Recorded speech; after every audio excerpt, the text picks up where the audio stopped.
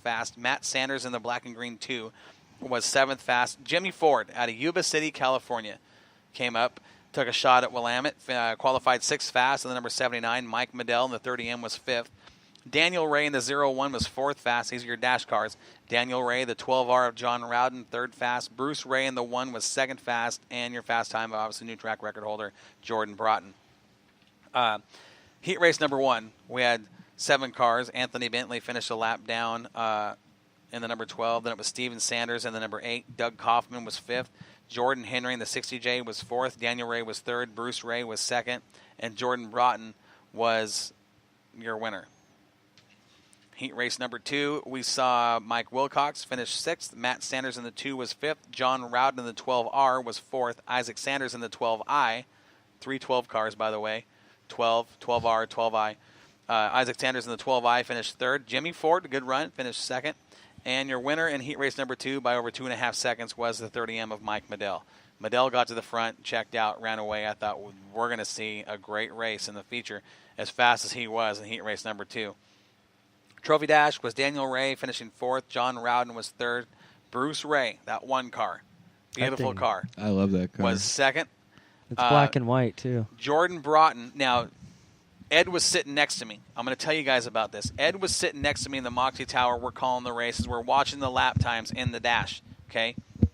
This is no BS. This is an honest-to-God fact. If you can go back and look at lap times, every single lap of that race, Jordan Broughton went faster and faster and faster, and he improved his time from lap 1 to the checkered flag by a full second. That's correct.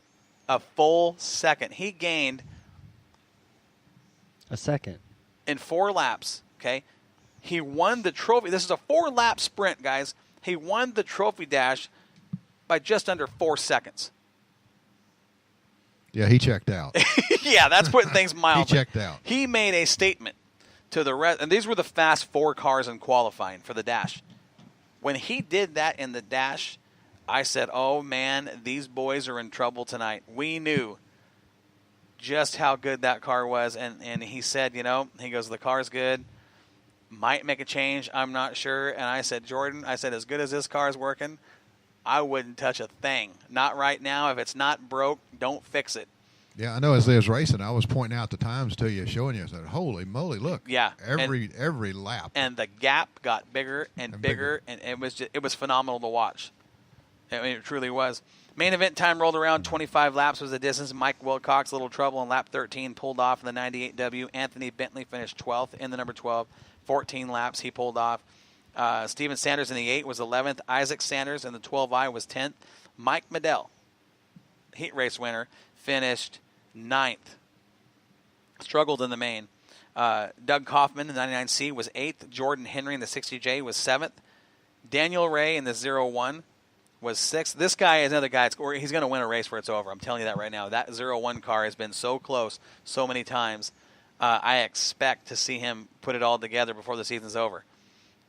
He's right there. Jimmy Ford in the 79 from Yuba City finished 5th. 4th went to Matt Sanders in the 2. Bruce Ray was 3rd. John Rowden in the 12R put together one heck of a main event. He passed some cars. He was moving and grooving. He finished 2nd to eventual winner Jordan Broughton, who collected his 5th feature win of the year at Willamette Speedway in this division. That was no surprise. Given that day, no, it wasn't. He won that feature again by just under 4 seconds, 3.892. He was the only driver in the field to get into the 17-second bracket during the feature. I mean, he was laying them down, boys. He was moving and grooving, no doubt. He was coming on strong, and no mercy. He put the hammer down, and he let her go. It was fun to watch. Yeah, it was. I enjoyed watching it. And there was some great racing behind him. I mean, there was some good guys that were really going for it, racing for position. John Rowden impressed me, and he's been impressed me since the first time he showed up later in the season at Willamette. We've only seen him about, 5 or 6 races now, but that 12R car, he's another guy to watch. He's there. That's the thing with this class is they mix it up. Somebody might have a dominant car for the night and check out. But the next week, the guy that finished 9th in the feature shows up and puts it all together. I mean, this is truly, we've talked about it, one of the more competitive fields of cars anywhere you're going to watch. I figured if you got a 4-second lead, I figured you kind of lay back a little bit and just kind of cruise. Nuh-uh. Nope. There was no cruising out there. There was no cruising with Jordan Broughton. When you're in the back, you're watching some of the teams and crews, and they've got little gestures to tell the driver how far apart they are from if they're in the lead. Kind of the common thing. You know where Jordan's team is? I don't get back there much. I'm up in the tower. They're not on the fence telling him how far he out is. They're up in the bleachers. They let him just do his watching. thing. So he just gets in there and grooves. Just focus on drive your race. It's probably one of the weirdest things I've seen with a team that's fast. Most of the fast guys literally have somebody that's showing them. Sorry. Right. Showing I know them what you're the talking gap. about. Right. And Jordan's team, they're guys all telling them to move up, pushing. Down. I've been noticing that. Yep. Yeah, a lot. Yeah, that's a lot. I'm working on you our can't signs. You can't have radios, so you've got to you got to communicate sometimes. But when you got a driver that's in the zone like that, just let him do his thing. Let him hit his marks. Let him focus on what he's got to do. Man, he was dominant. I'm surprised some of them's not out there with a whiteboard over there by Jerry holding up signs. Kind of hard to read at that speed, as fast as he was going.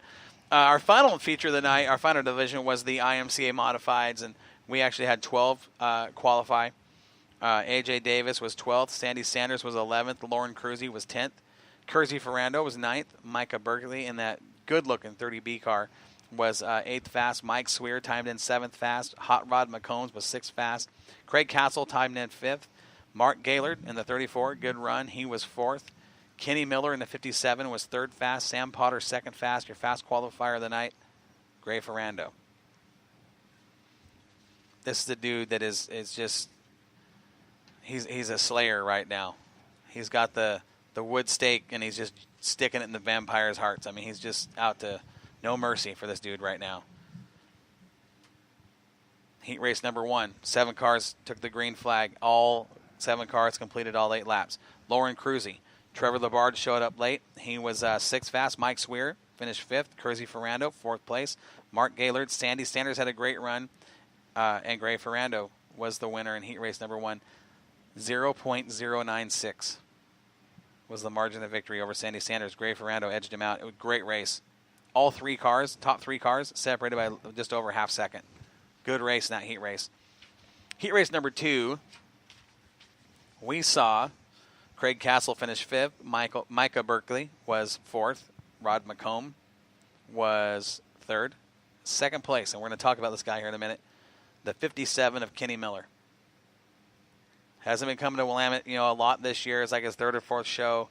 He's in the TRE. One-man crew. No help at all. Drives to the track by himself, unloads everything.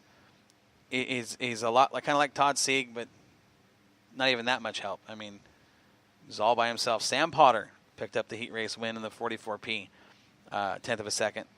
It was a good race. Kenny Miller was coming. Sam Potter has gotten very, very fast lately. Very fast. You notice that car looking a little different? We figured something out. Yeah, it shows on the track physically. That car is fast. Rod's car was rolling over pretty good too, but not like Sam's. Yep. Calling that race, you could have said it's Miller, it's Potter, it's Miller, it's Potter, right. It's Miller, it's Potter. Yeah, all I the mean way it around. was a great race, and that 2 good drivers duking it out.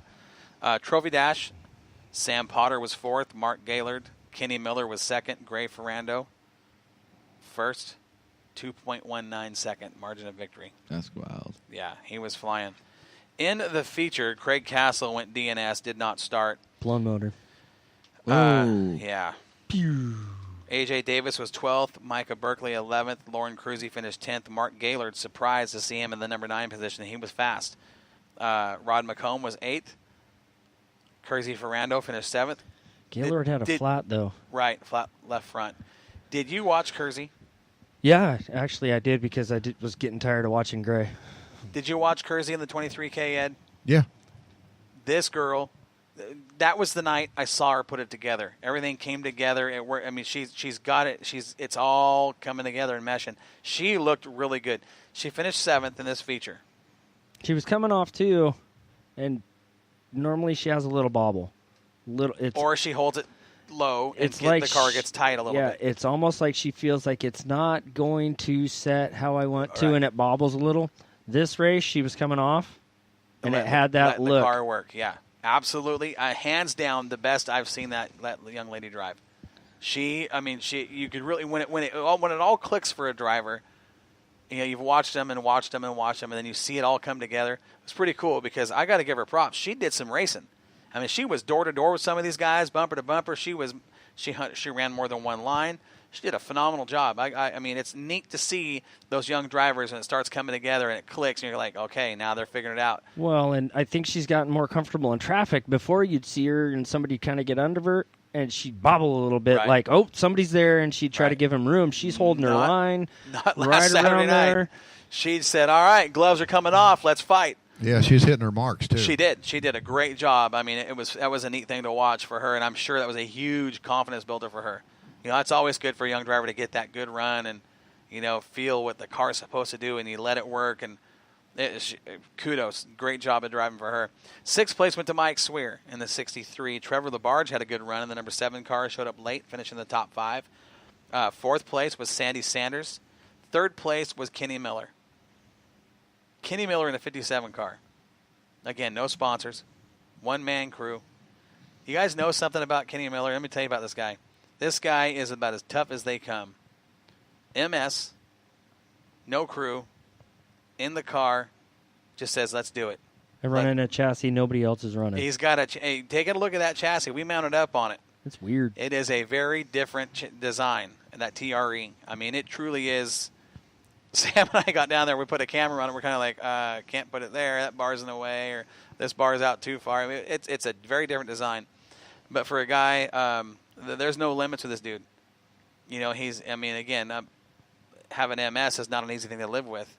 With Kenny, he's just like, again, let's fight. Let me show you what tough is. Well, we had the in-car camera on him. Yep. And I was focusing on him too with the Sure. Moxie cam and watching him, and he was smooth. Oh And yeah, he was running Yeah, hard, his car too. looked great. Yes, I mean, it did. It set up good. he made a Come gear off change. really Was good. the one thing from the week prior to last week. He made a gear change, and I think it was a big difference in that car. He was dialed. He was looking very good. 2nd place, Sam Potter in the 44P. Phenomenal run for Sam Potter. And then, again, another guy that's just, you guys know what's going on in that program. Yep. It is dialed. He's got it figured out. It's looking better, again, than I've ever seen him look the last couple of weeks.